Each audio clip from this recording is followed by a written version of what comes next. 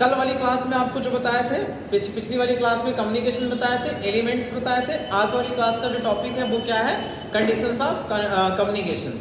तो कंडीशंस का क्या मतलब होता है, शर्तें। शर्तों का क्या मतलब होता है, अगर आप कोई काम करने जा रहे हैं तो इसमें कुछ कंडीशंस होती हैं। जैसे दुकानदार के यहाँ आप सामान खरीदने जाते हैं तो दुकानदार कहता है कि भाई ये हम आपको ये सामान देंगे लेकिन ये शर्तें होंगी। कहते हैं कि आप हमें उधारी दे दो, तो उधारी देने के लिए तैयार होता है, कहता है हम उधारी आपको तभी देंगे जब आप इतने दिन तक 5 दिन का, 10 दिन का, 6 दिन का, वो कंडीशंस रखता है नहीं रखता है। आपके सामने बहुत सारी कोई भी काम करने जाते हैं तो कोई ना कोई कंडीशंस आ जाती हैं। वैसे ही कम्युनिकेशन प्रोसेस को कंप्लीट करने के लिए कुछ कंडीशंस एक्सपर्ट बताते हैं, और जो कंडीशंस बताते हैं कहते हैं कि अगर ये कंडीशंस पूरी हुई तो आपको कम्युनिकेशन प्रोसेस कंप्लीट होगा, वो भी इफेक्टिव तरीके से होगा। Sender will send to message पहला वाला कंडीशन है। Sender will send to message का क्या मतलब है, मान लो I am a speaker here, हम यहाँ पे क्या है, स्पीकर है। यू आर ऑल ऑडियंस, आप सारे के सारे क्या है, ऑडियंस है। सेंडर का मतलब होता है जो मैसेज देने वाला है, तो यहाँ पे मैसेज देने वाला कौन है, यहाँ पे मैसेज देने वाले हम है ना। इन्फॉर्मेशन कौन दे रहा है, यहाँ पे हम दे रहे हैं। हम यहाँ पे स्पीकर है, तो speaker must to speak something. हम स्पीकर अगर हैं तो हमें कुछ न कुछ बोलना चाहिए। सेंडर विल, हमारी इच्छा होनी चाहिए मैसेज देने की। अगर हमारी इच्छा नहीं है मैसेज देने की, आप जबरदस्ती हमसे कम्युनिकेशन करवा रहे हैं, तो वहाँ पे कम्युनिकेशन प्रोसेस इफेक्टिव नहीं होता और कंप्लीट भी नहीं होता। जैसे मान लो किसी के तभी, मान लो अरिजीत सिंह है, सिंगर अच्छे हैं, है ना। अब अंबानी के यहाँ शादी थी, अरिजीत सिंह का क्या हुआ, गले का ऑपरेशन हुआ है, डॉक्टर बोल रहा है कभी गले से आपको ज़्यादा बोलना नहीं है ना।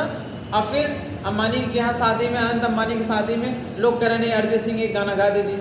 अब वो गाना गाएंगे तो जैसे पहले गाते थे वैसे गा पाएंगे क्या, नहीं गा पाएंगे, क्योंकि वो अभी फिजिकली मेंटेन नहीं है और वो गाना चाहते भी नहीं है, गाना चाहते भी नहीं है। इसका मतलब है जब सेंडर की इच्छा हो मैसेज देने की तभी कम्युनिकेशन होना चाहिए। आप सोचो कि आप जब LKG UKG में पढ़ रहे होंगे, चाहे आप 10+2 के बिफोर एकेडमिक में पढ़ रहे होंगे, 15 अगस्त 26 जनवरी को आपके टीचर्स ज़बरदस्ती आपका नाम लिख देते, बेटा आप ये गाना गाओगे, ये गाना।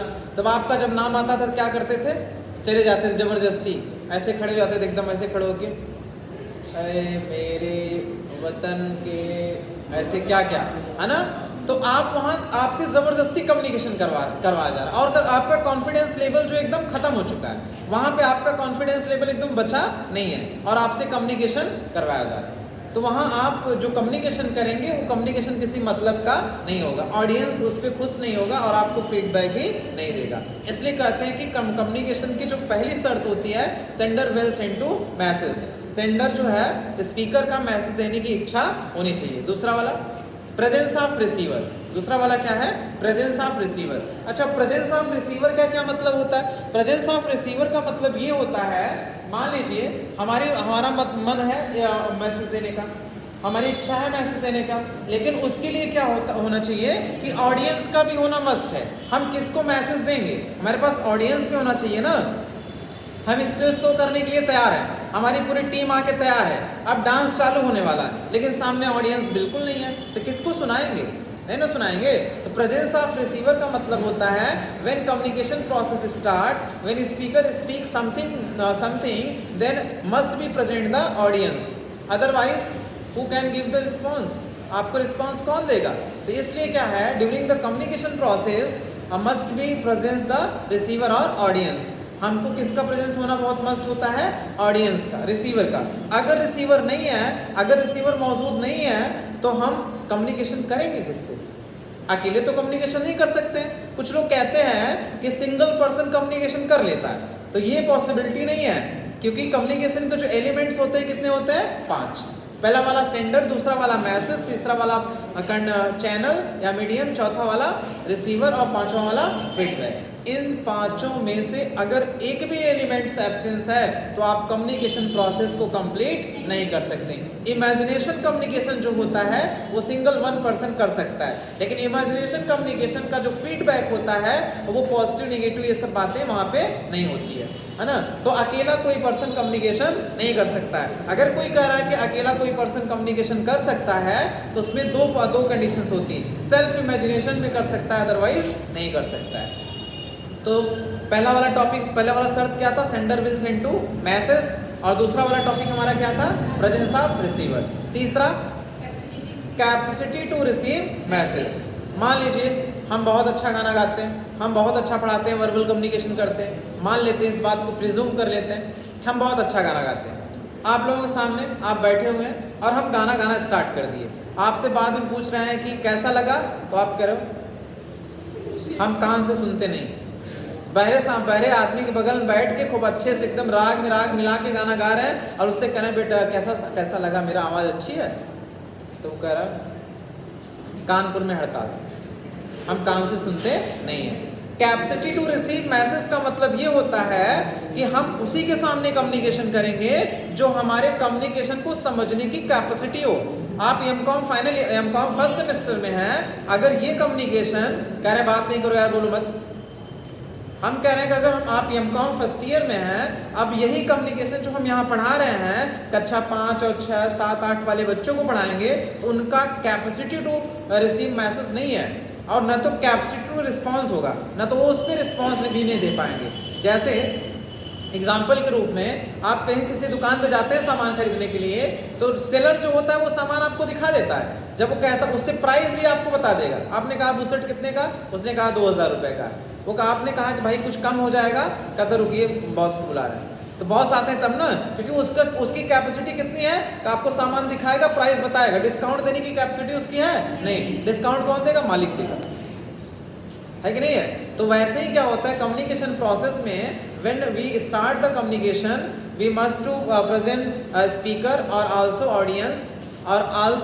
Audience have capacity to receive the message.